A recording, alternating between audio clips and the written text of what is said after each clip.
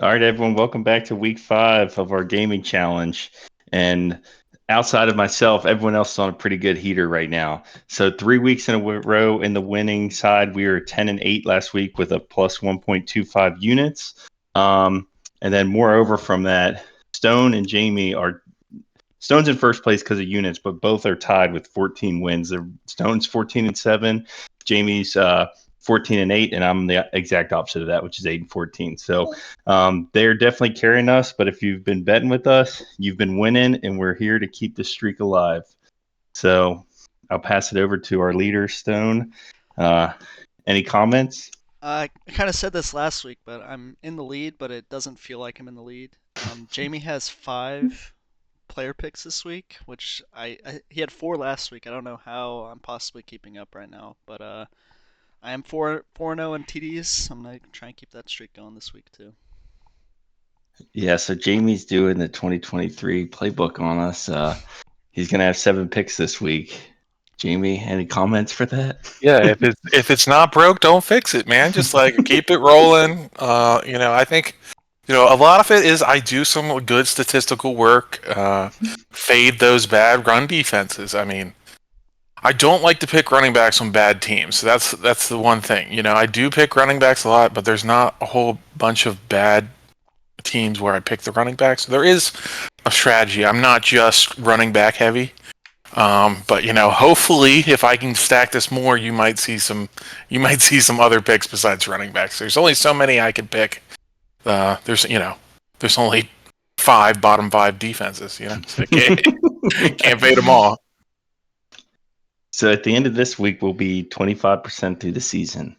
And I need a winning week. I need to get back in. I can't be like dragging my knuckles like last season and just like sputtering to the end here. So the good news about only having 4 picks is you know You can only you go can 0 pick and the ones 4. you love. Oh yeah, well 0-5 if count touchdown, which last year anyway. Let's leave it at that. I That's won't a be able to bad type juju. this week as much as I did last week, but if we kind of pivot now into the week 5 game picks, each of us are going to get 2 picks. It's going to go Jamie, myself, and Stone. That was based off units. We all went 1-1 last week, and so I think it was just based off units. So, Wow. Jamie, whenever you're ready. I mean, this is not my forte. Going back to last year, game picks just aren't my thing. I don't. It's been very difficult for me to get 2 game picks in a row. I am my first pick. I'm going to go with the Ravens, minus 2.5 at minus 112. Again, game picks aren't my forte, but some of these lines I look and I just question it.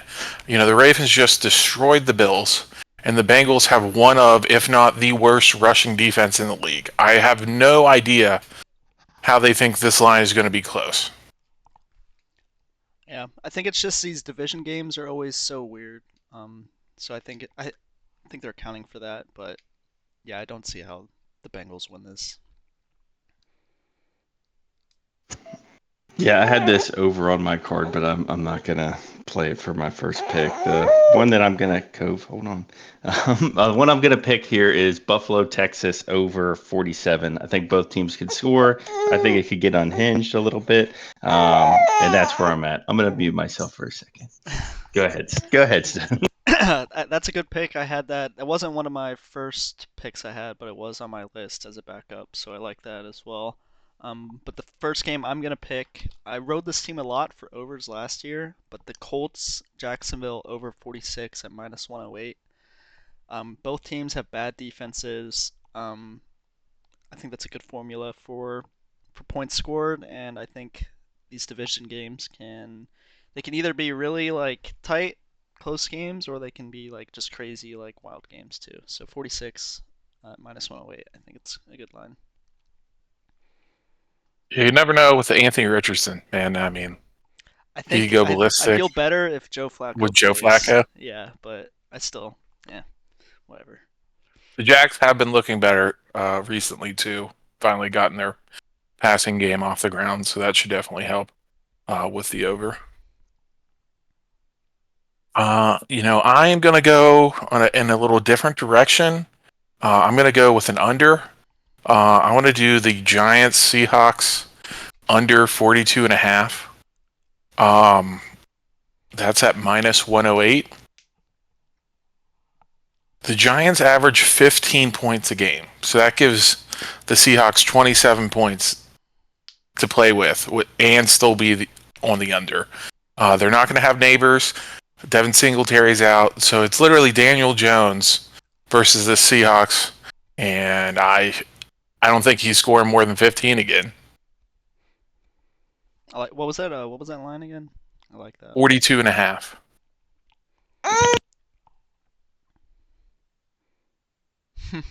Am I losing my mind? Am I even looking at the right week? I do not have them playing the Seahawks this week. Did I mess this up?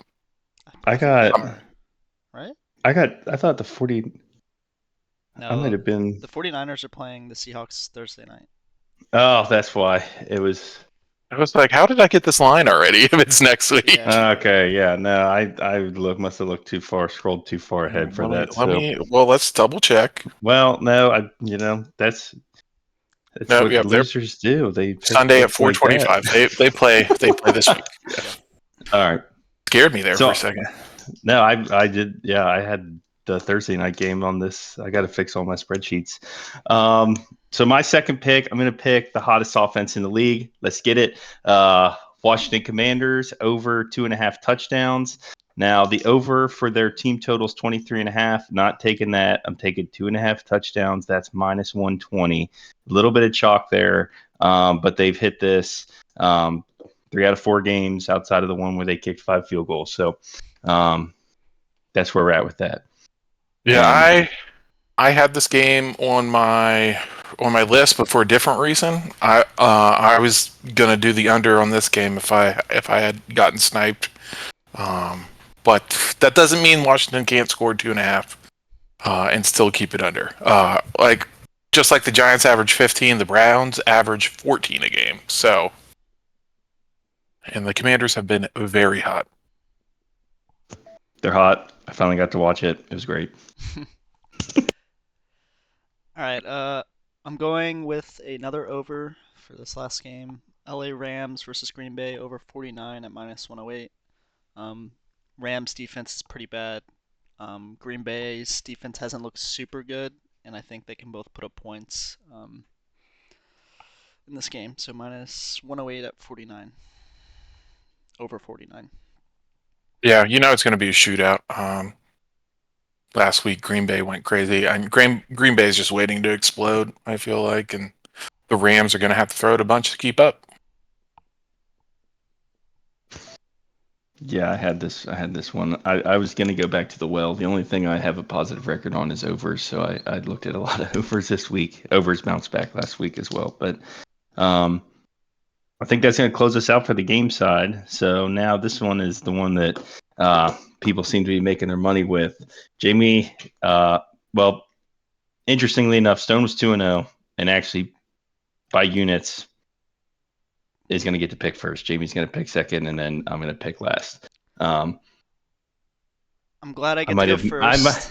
I might have messed that up from last year. Now that I'm thinking about it, I think I'm getting the 2 games messed up. But this year we've been going off units. I think last year we just did wins. But since we've been going off units all year, we got Stone with 3, Jamie with 5, myself with 2, kind of filling at the end. So get us started, Stone. All right, I'm glad I'm going first because I'm going to be picking a running back first. Josh Jacobs over 67.5 rushing yards at minus 120. Rams are a bottom 5 rush defense this year. And Jacobs is on a good team. Like Jamie was saying, picking running backs on good teams against bad defense, it's a good formula. Yeah, I had this one. Just to add to little stats here, the Rams have given this line up to opposing running backs every single week.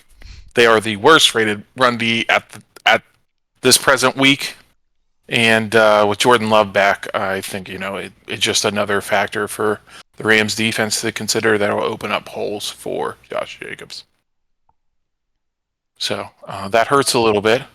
Was that going to be your first pick? No, that was not going to be my first Okay. pick. The first pick is we go back to the Bengals. The Bengals have a terrible run defense. Hmm. One of the worst run defenses I've ever seen. I'm gonna Like, say this was my first pick too. This is yeah, a major snipe. Derrick Henry over 82 and a half rushing yards at minus, it's a lot of chalk, 125. I almost went with the 90 plus to get some even money, but I'm sticking with this just in case. But 199 or 191 rushing yards last week. The Bengals gave up over 100 to Brian Robinson. It's not a good run defense at all, and I don't see how they hold him under 80. I think Derek's hit over 80 in every single game except for one. So He's hit it the last 2 games as well. That someone else is riding that in a he's different hit league. over 100 the last 2 games. Yeah. And you know what happens whenever your defense can't stop anybody? You got to air it out. And so Yeah. my first pick, which is an absolute love for me, is a T. Higgins over 53 and a half at minus 120. A little chalky. But there's a balance there. He's coming back from his injury. He looked really good last week. He got some the ball. He would have went over this, but there's no way they're gonna have to air it out to beat the Ravens. And the Ravens are giving up a sneaky amount of passing yards, it seems, every single week. They're kind of at the bottom of the Well, league for that. So it's definitely skewed because their run defense is really good. So you don't want to run into a brick wall. So teams are opting to pass, and they've had a couple blowouts.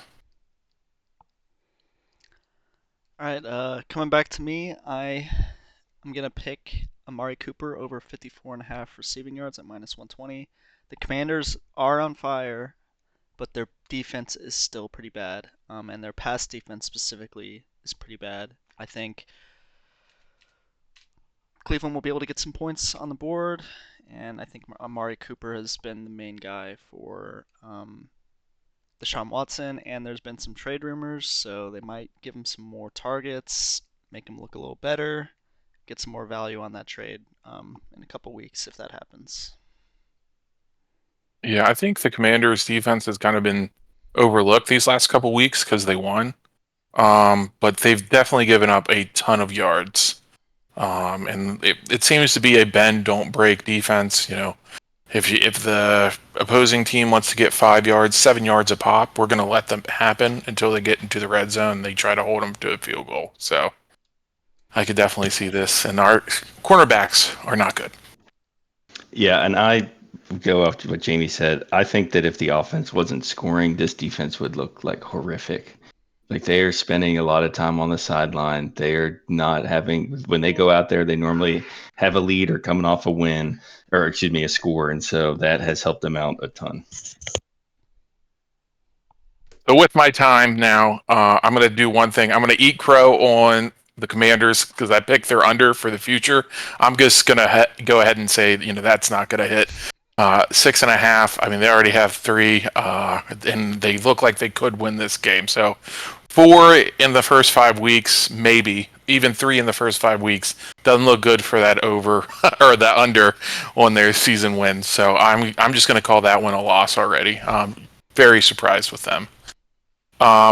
Moving on to my second pick, I'm going to go with James Cook over 59.5 rush yards at minus 115. He's only hit this line in 2 out of 4 games, but they've had a lot of blowouts, including a blowout for the opposite way for them last week versus the Ravens. They're playing Houston, and Houston just gave up 151 rushing yards to the Jaguars, which are not a good rushing team so far this year. So I think, with a more competitive game script, Cook should be getting more carries and hit this line pretty easy.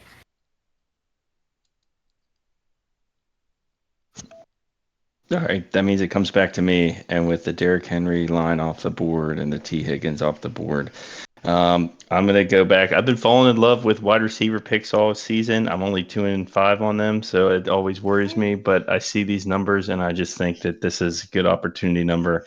I'm gonna do something I did last week, and I regretted deeply. And this will be the last time I do it if I lose. I'm gonna take a guy who's not very high on the depth chart that's gonna get some advanced touches, I think, due to an injury. I'm going to take Justin Watson at over 25.5 at -115 with the injury to Rashid Rice. I've been doing this each week. It's not been paying off for me. When I pick guys that are reliable, I win. When I pick these guys, I lose. I'm a sucker. I fall for it every time because I just see this low number for someone that should get more volume. And I'm gonna move this strategy to my graveyard if it doesn't hit this week. That's a commitment. I mean, again, it's a good thought. It's like if he gets one long pass, he can hit this all in one go, and you don't need multiple receptions. But it is a boom or bust strategy for sure. All right, coming up, I think my final pick, right? I've been betting this guy the past few weeks, separate from this podcast, but I absolutely love him. He's been the best player on this terrible team, but Brian Thomas Should I Jr. guess? Oh, okay. over Yeah. 56.5 receiving yards at -115. I think moving forward, he's going to be the focal point of this offense. He's going to be Trevor Lawrence's number one guy, and I've been winning a couple lines with him separately, so it's time for me to put him on the pod. I think he already is the number one guy and has been for several weeks. They've tried to get Christian Kirk reincorporated in this offense, but I mean, man, he had a ton of targets last week, and he's only catching about half of them. Yep. Whether it's the defense is close, he's just not as explosive as he was last year. Maybe he just can't handle being the number one receiver. Whatever the case is, Brian Thomas, Jesus, has emerged as the number one. I've been riding this one with you, so I'm glad we finally got it on the pod. My concern is that is his highest number. It's been in the 30s. It moved to the 40. I mean, yeah, he's number one. He's definitely that guy. But that has certainly been his highest number by far this year. So yeah, I think that part of that is Trevor Lawrence hasn't gotten going. I think the last couple weeks, he's getting a little bit more comfortable. It's kind of surprising. Supposed to be an up and coming QB, the last couple of years, and he's really dropped off a cliff. Yeah, I think out of the rookie wide receivers, it's been Neighbors, Brian Thomas, and Marvin Harrison. And I think Brian Thomas is going to be one of those breakout guys this year. And I think moving forward, he started off a little slow, but I think he's just getting started. So Connor, do you have another pick, or do I have 3 straight picks? No, you're going to have 3 straight picks here. I'm out of picks. Okay, I would also say that on top of the rookie wide receiver rankings, there's a lot of guys out there that are balling out. McConaughey, some of the other guys out there that are doing really well. I mean, they drafted a lot there, so there should be. Xavier Legette had a touchdown last week, so it's exciting to see those guys. Anyway, where I was going with that is, this is where Jamie increases his lead or gets to the lead and then never looks back. So he's got 3 standalone picks. So just rattle them off. All right, first one. I said I didn't like running backs on bad teams. This is going to be the exception because the team has looked a lot better the last 2 weeks. Chuba Hubbard, over 62.5 rush yards at -120. He's hit this line in 3 out of the 4 games, including the last 3 straight. And Chicago has given up 80+ to individual running backs in every game this season. And I think he also has a little extra incentive. Jonathan Brooks is nearing a return, so I think he's got to put a little extra juice on the field, make sure he retains that starting spot. Josh Jacobs was unfortunately stolen for me. He would have been my next one. So I'm going to give you a little twist on this pick this week. We're going to go with a running back under for the next one. I'm going to Zach Moss under 40.5 rushing yards at -120. The Ravens haven't given up 40 to a running back since week 1, and they gave 45 to Pacheco, but they average 58 total rushing yards given up a game. So Zach and he splits the backfield. So I just, I don't. In my opinion, the Ravens are going to kill him, and I see them throwing the ball a lot. So I don't know how he gets to this total. I think they're individually they're giving up like 2.7 yards a rush. So he would have to have like 13 or 14 rushes, which he just normally doesn't get. So that's where I'm at with that one. And then my final one is I'm gonna go with another under, but with a QB. I'm gonna go Jaden Daniels under 49.5 rushing yards at -105. I found this line extremely interesting because he's only hit it once in the 4 games he's played this year. And that was the very first game where he ran a bunch. He had 88 yards. The coach got on his butt, about sliding, about being smarter. And ever since that, he has not, he's had 40. He's been in the 40s, but he hasn't come close to this line. The Browns, I look back at their past 4 games, they don't give up a ton of rushing yards to QBs. So I know Brian Robinson is questionable, but Jaden has been playing a lot smarter. I think he wants to pass. The run it should be the last option, and mainly just to get first downs. He's not looking like a Lamar, running 30, 40 yards down the field. So I like this one and get me a little bit of value as opposed to my other picks. That is how you make a board right there. That is a balanced, nice looking 5 picks right there. Got like balancing overs, unders. I would just pick some crazy stuff and then I'd lose and be sad. But You have that's to where get we're the at 5 with picks it. first. Yeah, you'd have to get there first. I can't even get past. I have had 3 twice and I've lost. I've actually gone 0-3, I think, both times I've had 3, which is just embarrassing. All right, so this is where Stone has really been. I don't want to say taking advantage, but with our new kind of rankings, as everything is a pick, he is 4-0 here, so balling out. And so we'll go Stone, Jamie, and then myself, just from our records on this. And so, Stone, what do you got for touchdown parlay? I'm gonna go to one of your games where you picked the over that was on my list, but Nico Ooh. Collins TD at plus Ooh. 105.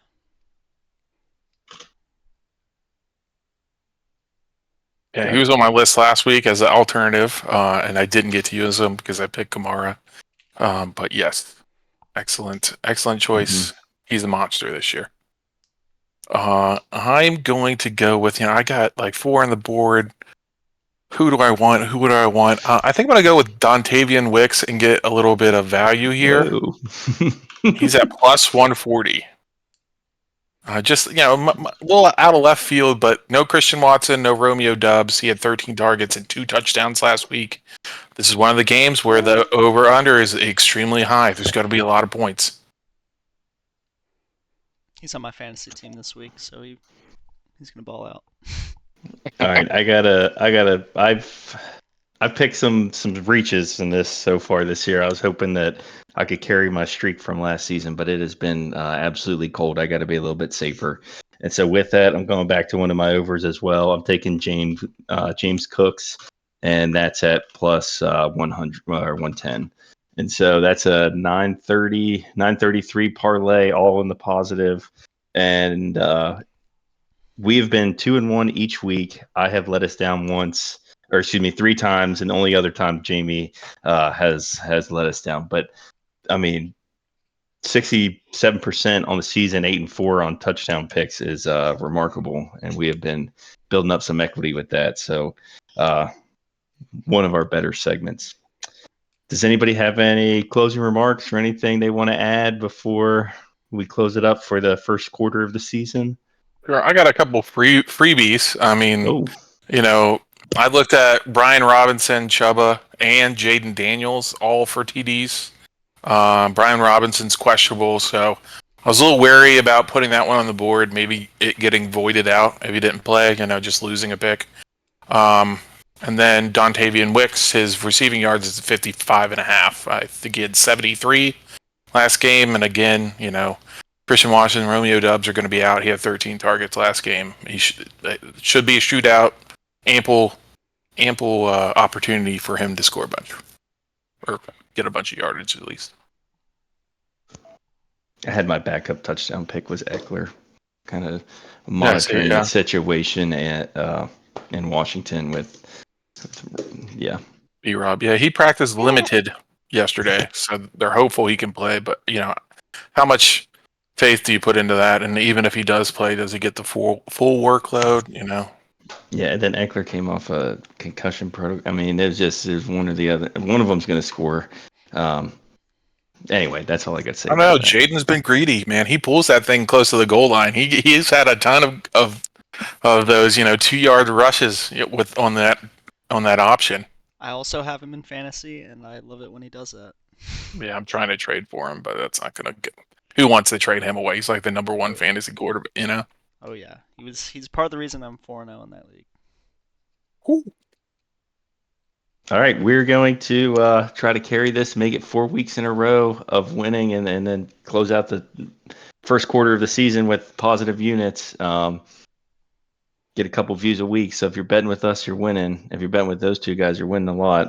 If you're fading me, you're doing pretty good too. But thanks for joining us. I appreciate everyone's time, and I'll see you guys next week.